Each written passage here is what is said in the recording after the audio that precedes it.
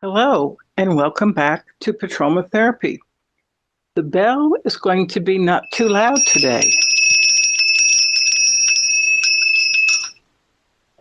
It's Monday. How are you today? Didn't even know that it was Monday until you said it. 'Cause I've been sitting here for more than 2.5 minutes waiting for you. I thought you'd never show up, and then I felt sad, and I thought that's okay because that's what usually happens when I'm waiting for you. And I thought, what Yes. would be the subject of today's discussion? Because I totally completely forgot what we set upon our uh, whatever it is we set upon. Well, our subject is the topic of different quotes that we like. And one of the quotes is actually our cover shot or our thumbnail. And you can see in that quote the words of a famous writer, Alexander Dumas. Is that what it is? Is that the one we're doing? Yeah, quotes. Yeah, exactly. Yeah. He's French. Yes, he French. says, there are two medicines for all ills, time and silence. When I first read it, when you sent me that thumbnail, I thought, well, that's deep. That's deep and cagey, and then I thought, no, that's actually that's fun. Well, they say And that time heals all wounds. I'm not sure if that's true. As far as time, I'm generally late. For example, I was late to pick up when you were already ready to record. I'm famously late. And I always tell people, oh, it's because I'm Italian, because I have some Italian in my background. So people who know me know that if I'm 15 minutes late, that means I'm on time. So if someone says, let's meet for. No, the thing is, I was actually in another room turning off the washer and dryer. I didn't even hear the thing ring. And then by the time I went back to the phone, well, it's like I'm always doing 2 or 3 more things that I think is only going to take a couple seconds and end up taking longer. So, like, I met somebody for brunch on Sunday, and this person said, well, let's have brunch. I go, what time? He goes, in the morning. I go, well, like 9, like 10, like when? He goes, 9 is good. Then he texts back, what about noon? I go, no, if we're going to keep switching the time, I'm not going to go. He goes, okay, let's set it at 11. So I'm figuring, okay, I'm going to go at 11. Then he texts me back, what about 10? So it's very hot in Dallas, and people are switching their plans based on the time of the day, or this person said he had a tennis lesson, which I think was a lie.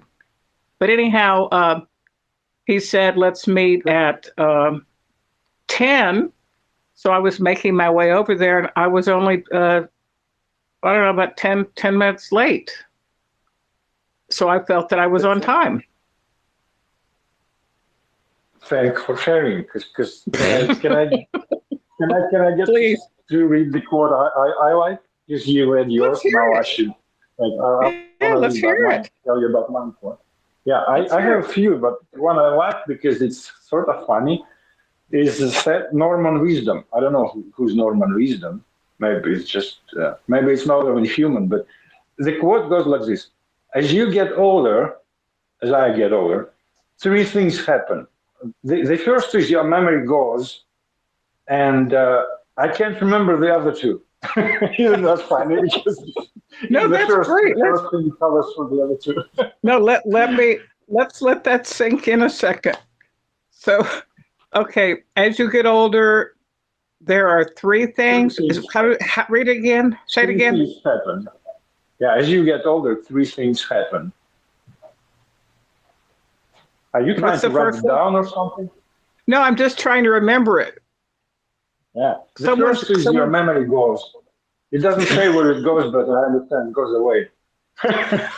And then the continuation is, I can't remember the other 2 because his memory. That's good. That's good. That's good.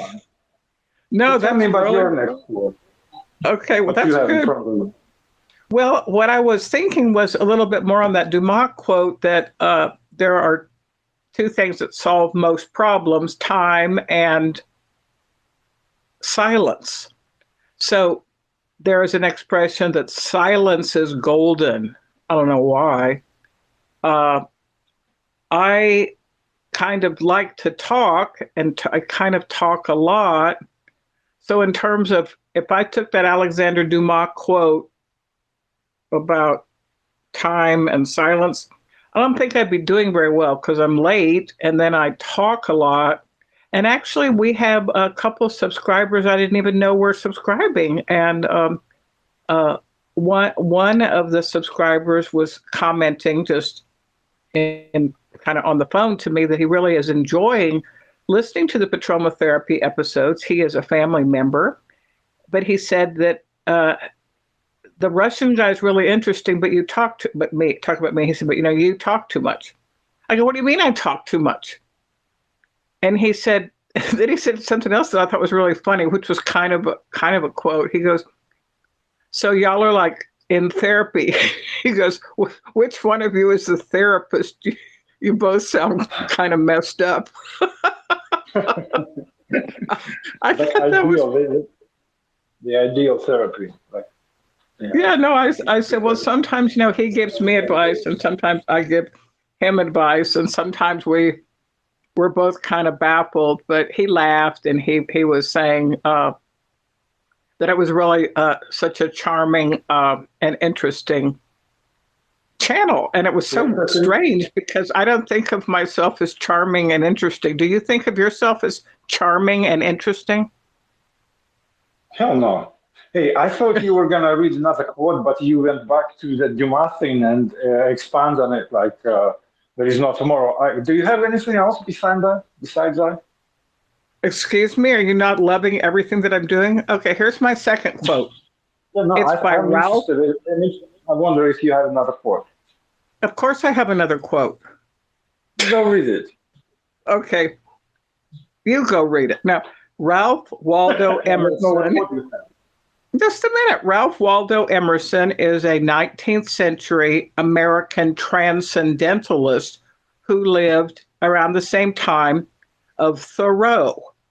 Now, Henry Thoreau, who wrote Walden and Civil Disobedience. So the quote by Emerson is this: if we encounter a man of rare intellect, we should ask him what books he reads. Can you run that by me again? Because I didn't get it. If we meet a man of rare intellect, we should ask him what books he reads. I don't think that'd be a good idea, honestly. But okay. I love that quote. That quote is so perfect. It's all exactly about you because you have an unusual intellect and you read a lot of books. Because people who can... Is what? No. I just have another quote in front of me. I don't understand it because I'm not native speaker, but I get an idea. I want to know your opinion. So go on. Well, did you understand that's kind of a compliment that people who think about life and who are kind of critical about the world in which we live, analytical, quite often they read books. So maybe you've read some French novels or Russian novels, or maybe you've read some philosophy. I know that some of our subscribers are readers, and I know some of them, and they all have books and they read books, and I like them. Okay. On a more serious note, of course I understand what you said. I'm just messing with you because I don't know if you're taking me seriously or not. Of course, I believe that if you read books, you're getting your intellect like stratospherically high, astronomically high. And the people who don't read books, they don't have much to talk about. And besides, anyway, Can I tell you another quote, or and Sure. then you jump to yours again about books and stuff? Let's hear it. Yeah, because you were a teacher, professor, and here's a Yeah. quote about teaching. I'm sure you can relate. Teaching is a walk in the park. Only that park is Jurassic Park. Do you Oh, agree? That you're well, like a moving among the I think dinosaurs, that and then when it goes there to eat you, yes. and they Well, call students. probably many people have seen the movie Jurassic Park with all the Okay. animated dinosaurs and all the surprises and whatnot. But I have found as an educator that it's always an adventure. I can have the same assignment in 4 different sections. Each section has 25 students, and it'll be a completely different discussion. Yeah, I mean, because it's kind of, I have my persona as the professor, and then as we have real discussions, sometimes somebody brings up something that's a little bit confrontational or controversial, and I have to be careful about how I handle that. Or, um, yeah, it's pretty interesting. I also have a quote about being a teacher and about education. It's actually something that I thought up some years ago. I am the author of Okay. this quote. Yeah, that's great because I've never been an author of any quote. Education is what's left after the class is over. Yeah, that's. Are you serious? Because did you say that you've come up with this quote, that you invented it? Because that sounds like wisdom That sounds, are yeah, I attributed thought of that about to. 15 years ago. Because, Yeah, that's great. to engage students in the life of the mind is what my idea of teaching is. So you're not exactly just teaching the subject matter, but you are teaching the exercise of the life of the mind, or inviting them into Jurassic Park or into Alice's Adventures in Wonderland, or the writings of Thoreau. So when the class is over and you close the book and the students take the last test and you turn in your grades, that's what education is. When they walk out of your class and they can go into another class and someone mentions Thomas Jefferson and they know that he was the author of the Declaration of Independence, or if somebody mentions Edgar Allan Poe and one of my students happens to remember that we had a discussion about the dark side of the self. So one of my great joys in being an educator is for students to run into me a year later, or they'll send me an email, or I'll see them someplace like, oh my gosh, that thing we talked about. I mean, somebody else brought it up in another class. Because, I generally teach like the first course in critical thinking or rhetoric or whatever at the university. And students don't know that the life of the mind is interconnected, like philosophy and history and art and music. And then when they discover it's an exciting world, some of them actually go on to finish their degrees and they actually go on to take other classes. And I am privileged to be able to occasionally hear from a former student like, wow, that was a pretty good class we had. Yeah, yeah, and the quote you had, that's a great quote. I think we should somehow like dance around with the Monetize. idea that somehow we will print it out and use it as a slogan for performance at business cards. I don't know, hand Yes, out. T-shirts, beer Yeah, whatever. koozies. Yeah, We're gonna make and that thing you put under the beer glass, what's it coasters. called? Yeah, Coasters, yes. yeah. Yeah. Listen, I found another one. Let's hear it. I think it's funny, but that's just me, and I could be wrong. Do you want me to read it? Because if you don't, Please. I won't. Okay. It's funny how when I am loud, it's funny how when I am loud, people tell me to be quiet. But when I am quiet, people ask me what's wrong with me. Yeah. It's not funny because No, that's a good one. That's to be really, normal, really good. to be normal, and they say, like, I mean, what's wrong with you? But I'm just trying to be normal, so. No, it's really, really good. Also, you know, I like to talk, and if I ever have a sore throat, or maybe I had some dental work, or I, some reason can't talk so much, and I'm with a few other people, and someone might, like my friend David Anton, might glance at me like, "Is anything wrong?" Yeah, I'll go, "No, I have a exactly. sore throat." Yeah, and, okay, but what are you thinking? We don't really know what you're thinking. And they people, and or like if someone's an introvert, I have a couple friends that are introverts, and someone's always trying to coax them out of their quietness. Like, well, we want to Yeah, hear what you think about it. We want to hear what you're thinking. And the introvert does not like to be prodded. The introvert doesn't like to be poked with a stick. yeah. Tell me your next quote. Oh, my next quote. Yeah. Okay. My next quote is, I'm going to pass and let you do another quote.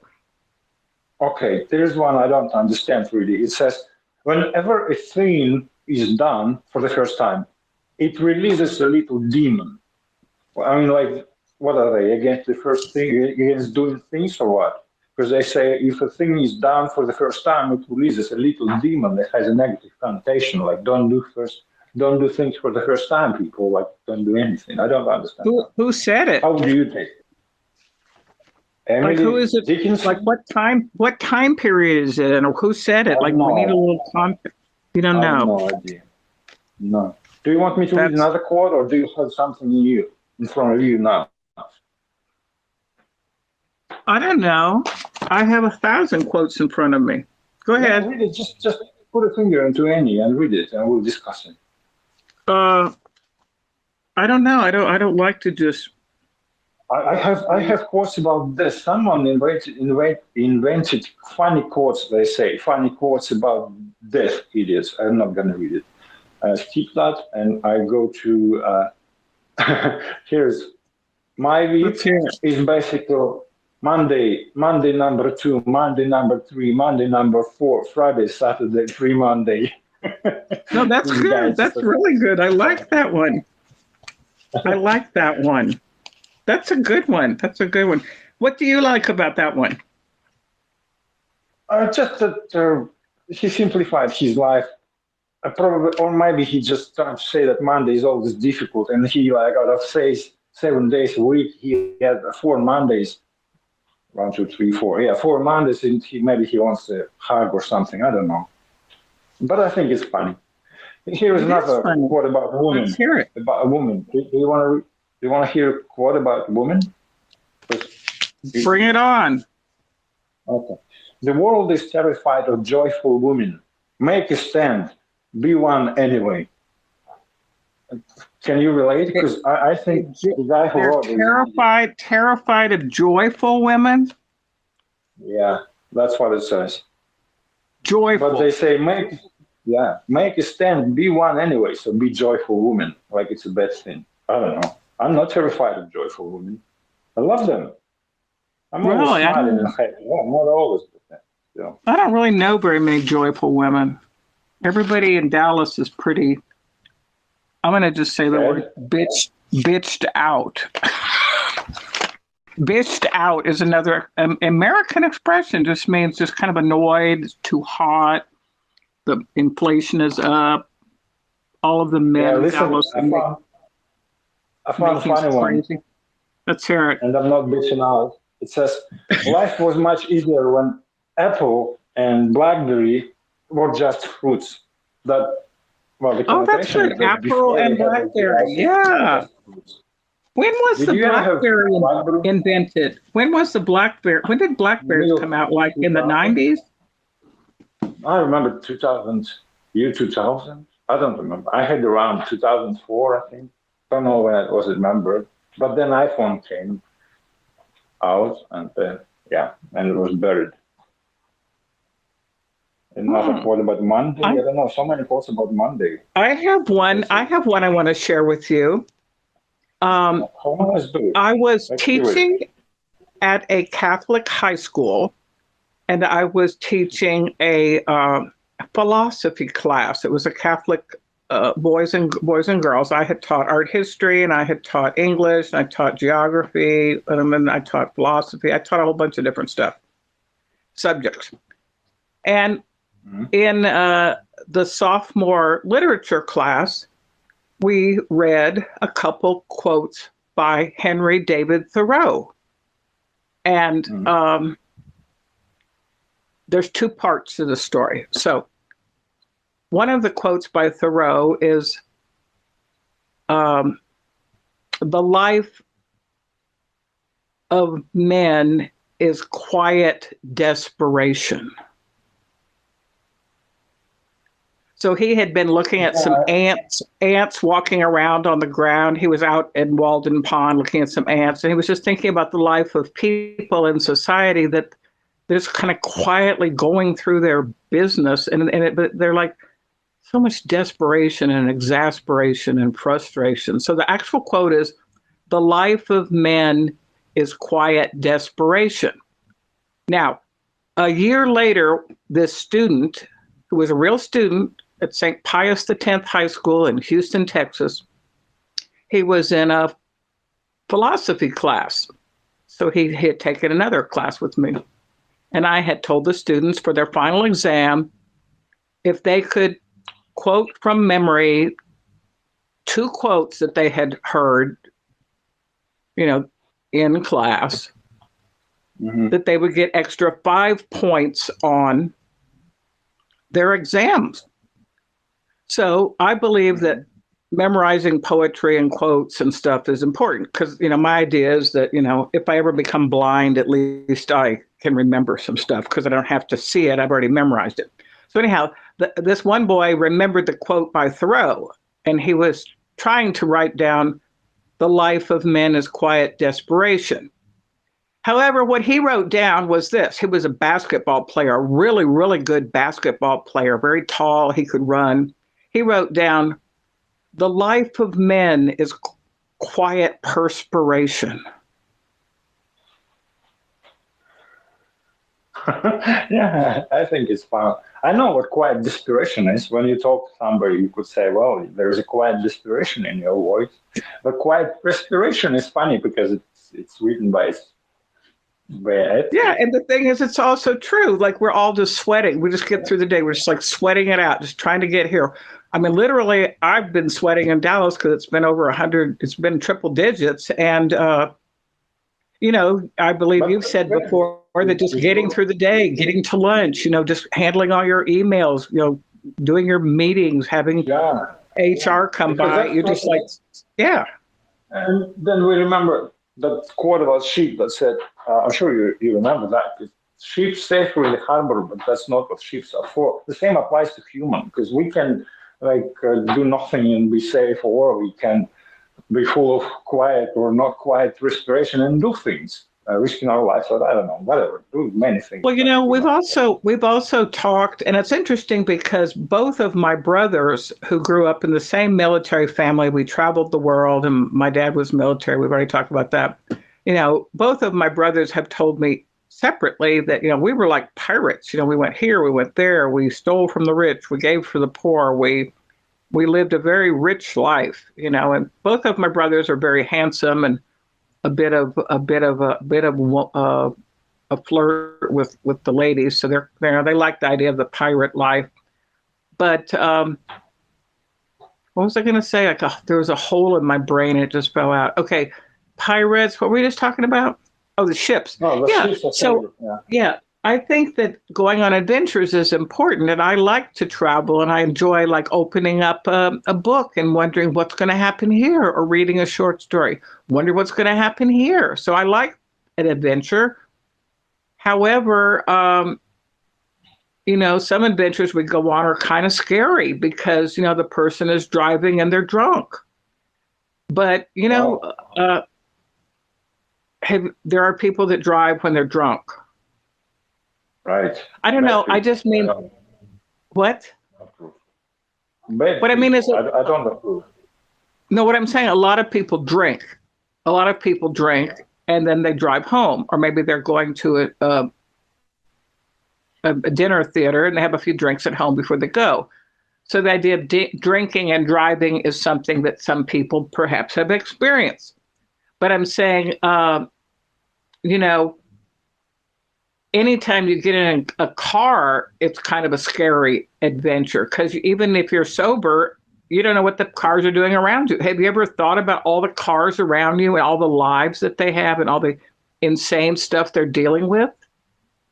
That's exactly the reason I'm all for the self-driving cars. But people I live with and work with, they don't share my idea. They think that people at the wheel is much safer than just artificial intelligence or, I don't know, computer programs that drive you home. Anyway, I found the quote about therapy. Do you want to read the quote, hear the quote about therapy? Because it's funny. Yes. Yeah, is the sound okay, by the way? Because I'm wearing this wireless again. I think there is a delay. And I feel. You're not unmuting yourself again, are you? I keep thinking about that. I don't know what's exciting about that. I'm muting. What's exciting about this? I mute myself. It's just so funny. Unmute yourself. No, it's just so funny because we take a word mute, which is an adjective, and we've transformed it into a gerund, which is like an active noun. So, yeah, you know, my grammar. No, I'm saying not you, but I'm just saying everybody takes words and they transform it. It's just so funny. Like, you know, Google is a search engine, which is a noun, but we've turned it into a verb. Like, go Google that. Yeah. Yeah. Okay, what's the next quote? Tell me the quote about therapy. Yeah, therapy is expensive. It says. Get a haircut instead, it says. We are great listeners. We're great listeners. I mean, we are, by we, it meant hairdressers, right? Because when you get a haircut, they always listen what you have to say. Oh, yeah. And I think it's cool that is funny because, first of all, that's exactly what therapists should do, because therapists must be able to listen his client, and that's what hairdresser is doing when he's making a haircut. Do you think? Yes, I think that is very true. I think that also bartenders listen to a lot of stories, and bartenders and well, see, I don't go to a hairdresser. Well, maybe you will one day, and you'd be able to. No, I have been. I don't like them. They never do what I tell them to do. You haven't come across the good one. Maybe you just have to look better. Search another hairdresser. When I decided if a hairdresser can cut hair, so can I. I just think of my head as like a globe, like a sphere. And I just get some scissors and I just think of what kind of shape I want. It's not like being a lawyer or a dentist or a doctor or a therapist. Like, you don't even need to know anything to cut hair. Just think of your head as a globe and then start chopping away. Why should I give somebody $20, $30, $40, $50 to give me a haircut or something that I don't even like? I could take that $20, $30, $40, $50 and go buy some drinks. I could go buy some whiskey. I could go have a margarita. I could go buy a pie. Whenever I get a pie, I'm always happy. I'm always satisfied whenever I have a glass of like a whiskey sour or something. I mean, have you ever gotten a bad haircut? Well, men's haircuts is a bit different. I usually wear that crew cut. I don't know how you call that, like military style kind of stuff, like any sergeant or a corporal can do in the army, like real fast.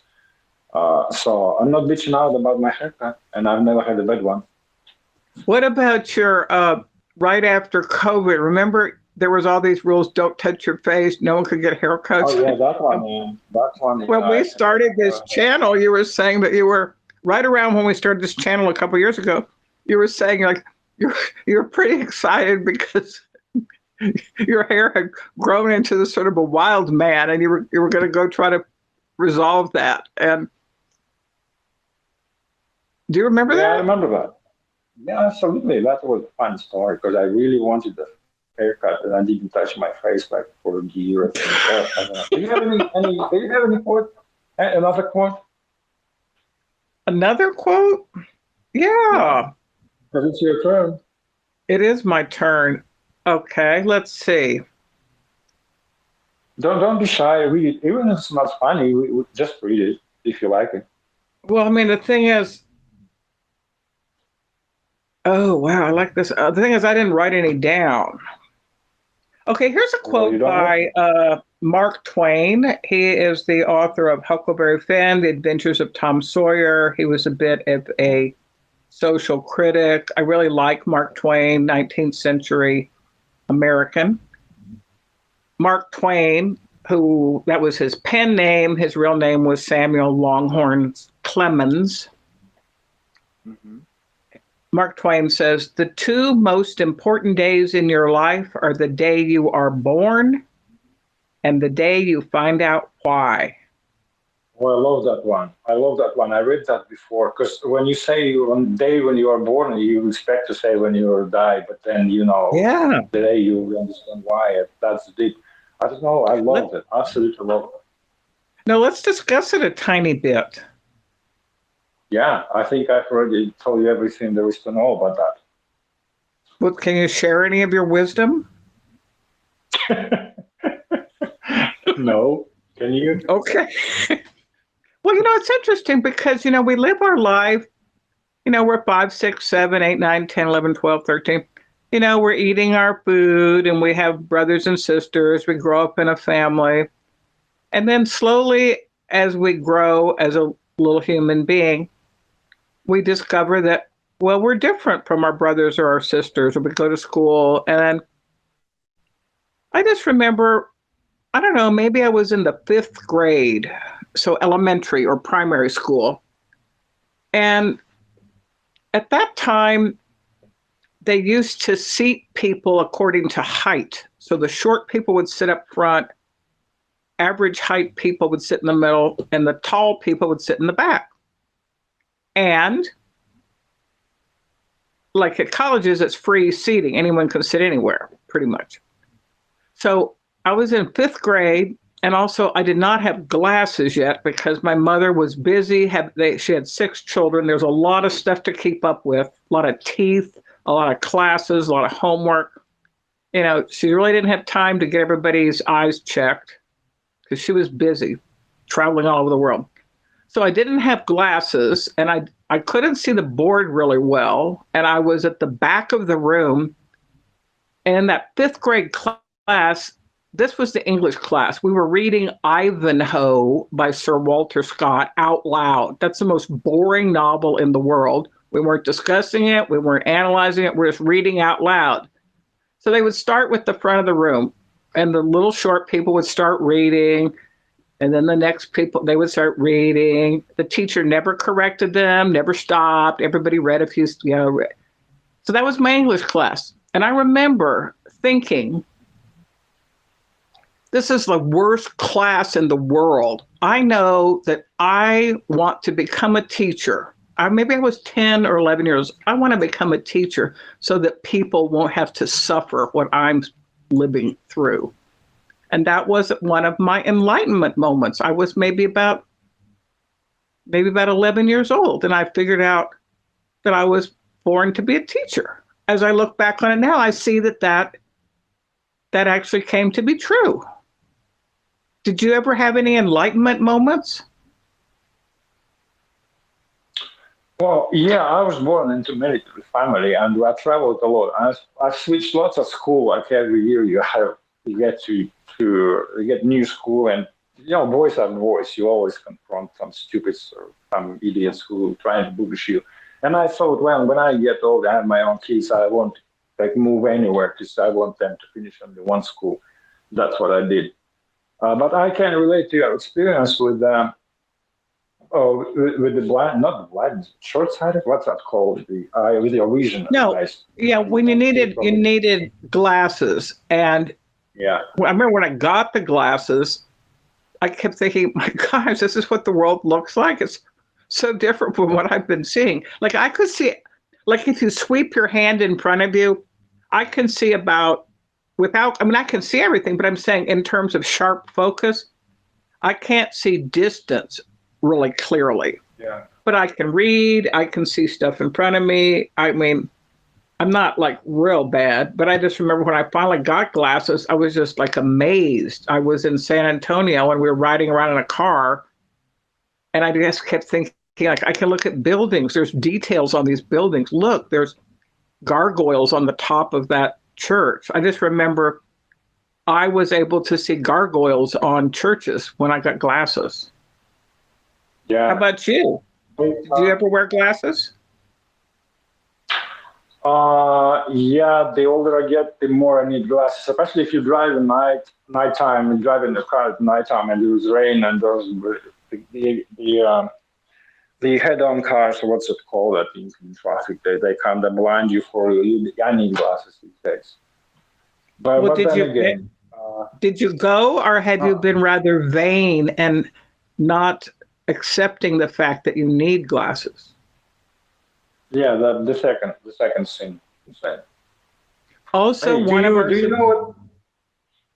Yeah, go on. one of our subscribers said that I was very mean to you. I don't know who you're talking to. Who you've been talking to? All those things. I don't know what kind of subscribers is that. He's Hey, my do you know brother. what- I told you, my brother. I didn't even know that he was listening. A couple of years ago, I mentioned to one of my brothers. He asked me what I was doing, and I said, he asked me if I was teaching or what I was doing. I hadn't talked to him in a while, and I said, oh, I've kind of got this channel with this person. We talk about travel and life and stuff. He goes, what's it called? I go, it's Patroma Therapy. It was like 2 years ago. I don't even remember I told him that. I am not able to see who the subscribers are unless they make a comment. Like if Tony Carnes makes a comment, I see it's Tony Carnes. If it's Michael, then we see. You know, if it's Manuel, we see his comment. But I'm saying this past Friday night, I was talking to my brother, and right before he hung up, he said, hey, you know that channel you have? I go, what channel? Because I don't remember I told him about it. He goes, you know, you and that guy. I go, what guy? I knew. I go, you mean the Russian? He goes, yeah. I've been listening to your episodes. He goes, You never told I me. go, really? My brother. It was crazy. And then he told me, he said, would you mind if I give you some constructive criticism? I wanted to say, yes, I mind. I don't want to hear what we're doing wrong.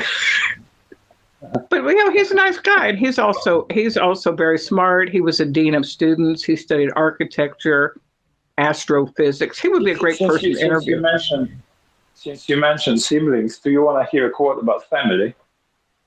Yes. But first you have to tell me what the fudge is, because I know there is such a word, but I never given an idea to Fudge. have a better look at it.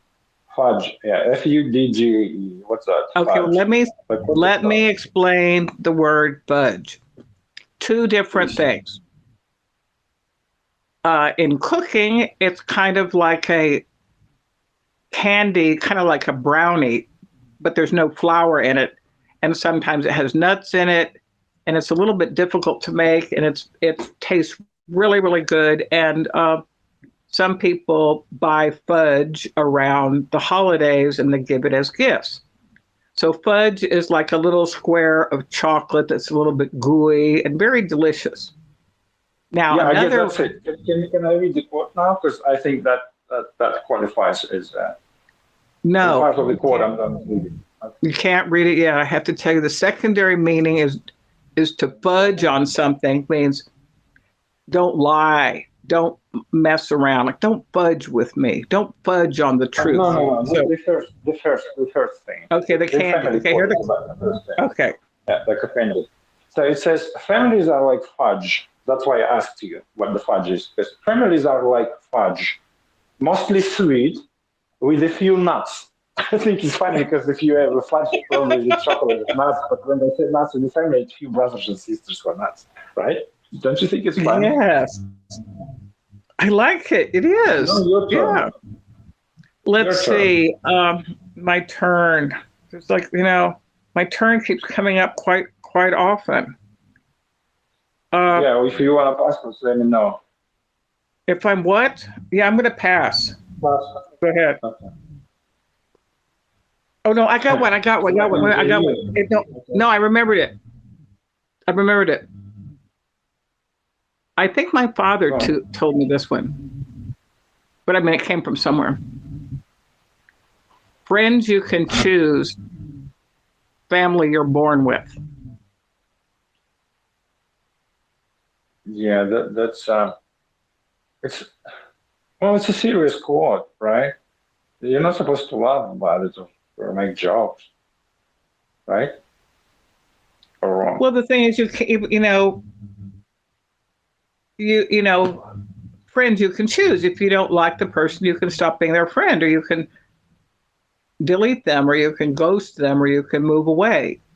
But family, they're always with you. You can't get rid of them. They're always there. And sometimes they're fun and sometimes they're not so much fun. Yeah. Okay, that was sad. Yeah, but I found the funny one about age. Because you mentioned what wisdom can I share and stuff. And I told you, no, I don't have any wisdom. And now I have this quote about both age and wisdom. Do you want to read it, hear it? Because I want to Sure. I need to tell you how it goes. Let's hear it. It says, age doesn't always come with wisdom. So age doesn't always come with wisdom. Sometimes age comes alone. Like you're getting old, but you're still stupid as you were 40 years ago. That's good. No, that's a good one because there's plenty of people. I mean, there's actually some people that are kind of a little bit younger and they have some wisdom for their age, but there's also people that are older. All that life they've been through, they still didn't figure anything out. Yeah. Yeah. It's Your turn. yeah, I like that. I don't know. Do you have any more quotes? Like you have the book with quotes and you just read the 5, but I'm sure there are many others. Well, I don't have. Oh, this was kind of cool. I don't know. Just let me know if you want us to wrap it up, because Don't stop. what? Don't stop. No, I told you. Well, I didn't know if there was. If I didn't know if I wanted to read this or not. I don't know. I don't really know these. I don't know. Okay. Do you want me to read you another quote? Also, I don't have it right away, but I'm still looking for it. Well, I do want you to, but now I found one by Petrarch, Petrarch. I believe he's a Roman philosopher writer, Roman times. True, we love life, not because we are used to living, but because we are used to loving. There's always some madness in love, but there is also always some reason in madness.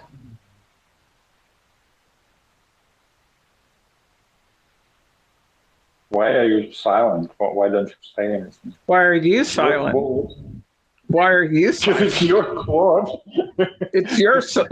I thought you were just being rhetorically silent. No, I mean it's true that there's always a little bit of madness about being in love. Like this is kind of ridiculous, but also even people that are kind of mad or crazy or zany. Sometimes they have a reason as to why they do what they do. Well, let's hear another one from you. I am now asking you to read another quote. I think I'm getting sad again, and I'm not sure why. Maybe because I've been up for 18 hours by now, I think. You've been up for 18 hours and you only had time now to record? Okay, here's another one by Gustave Flaubert. Flaubert wrote Madame Bovary, which is like the Anna Karenina of French literature. Madame Bovary by Gustave Flaubert. One mustn't ask apple trees for oranges, France for sun, women for love, or life for happiness.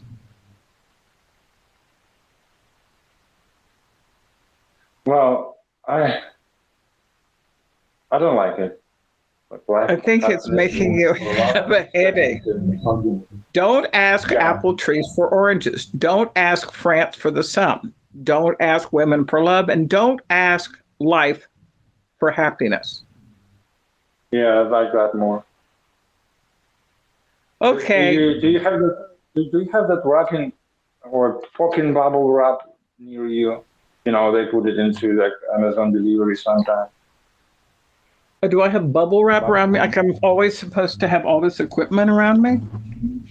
Can you pop a few bubbles if you have? Pop a few bubbles. Well,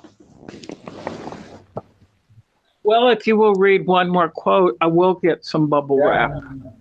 Absolutely, because I have it in front of me, right? Because it says therapy is expensive.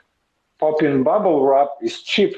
And I thought that popping bubble wrap sometimes it just takes the pressure off. You need not therapy. No, and if you have a lot of it, you can pop it all day long. No, it's really, really good. It is, for some reason, it is really, really good. I do not have bubble wrap in front of me. No, wait, I know where it is, though. Just a minute. I'm going over here. Wait a minute. Maybe it's down here.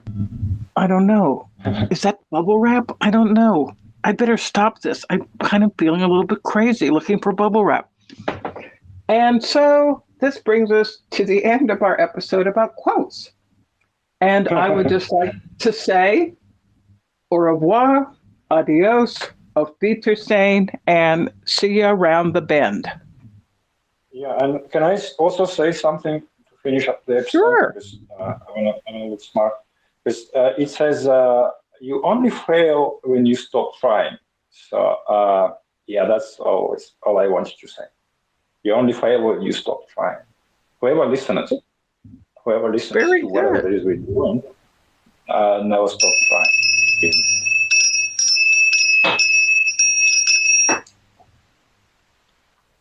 I can't turn it off. Just, can you ring a little bit more? Because we're still on. I can't find it. Okay, here it is. Yeah, bye.